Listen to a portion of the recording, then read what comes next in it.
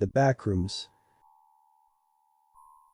It was approximately 12:15 when I entered the Johnson County Community Health Clinic. I was there for an appointment I had set up weeks ago, just a routine checkup. It wasn't a new place for me. I had been there a couple times before. However, the place had an odd nostalgic feel to it, as if it were a location from my childhood or something, and I could never pinpoint exactly what this feeling was or where it came from. As I walked in, an overwhelming feeling of déjà vu swept over me. The hum of the flickering fluorescent lights, the white tile flooring, the muted beige paint that colored the walls. I noticed that there was a TV mounted in the corner, a smaller flat screen that was playing a short PowerPoint slideshow on loop of ads and events that were being held by the clinic. I passed the empty waiting area, a small area of the main room with magazines, children's playthings and blue cushioned chairs, and approached the woman at the front desk.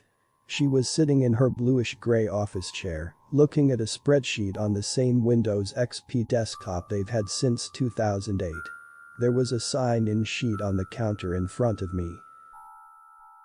I have an appointment with Dr. Pebbins. What time? 12:30. She began typing something into her keyboard. Ah, yes, Gary Johnston? Yes, I'll tell the doctor. Please fill this out. She handed me a clipboard which held a simple fill-out form.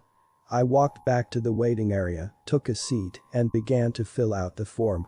I was about halfway done with filling in my information when I slumped back in my chair. I hadn't gotten much sleep the night prior, and I was exhausted. As I slumped back, I noticed something very peculiar. My head never hit the wall. In fact, it felt like it went in. I got up, quite frightened, and looked at the wall. Nothing. Not a single hole or dent had been made in the wall by my head. So, I reached to touch the wall. And my fingers went through it. I recoiled in shock. What the hell was that? I thought, as I reached to touch the wall again, only to find my fingers clipped through once more. Then, suddenly, I lost my balance, tripped, and fell directly through the wall. I fell face first onto some dirty tan carpeting. Upon getting back up, I realized that I was in a completely different room. Well, not really a room, per se, more so a set of rooms, all of which connected by openings. The walls were covered in gross tan patterned wallpaper. There was also an overwhelming stench of moist carpet. I turned back around and tried to put my hand back through the wall, and it wouldn't go through.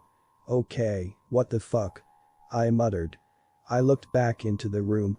There were no windows, no doors, nothing on the walls other than that disgusting wallpaper. Of course it was completely empty, aside from a singular plastic blue school chair.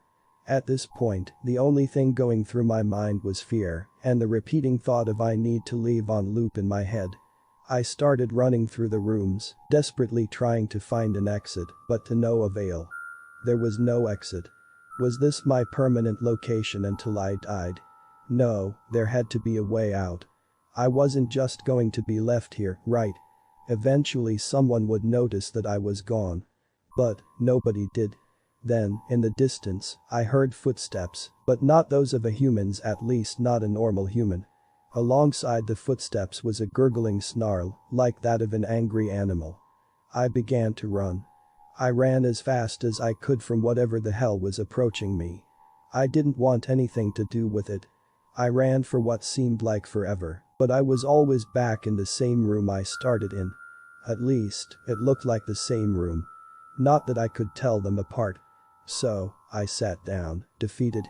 A feeling of dread filled my body as I started to cry. I was going to die here. I'm still there. I haven't left. I've accepted my fate. In fact, I can actually hear footsteps.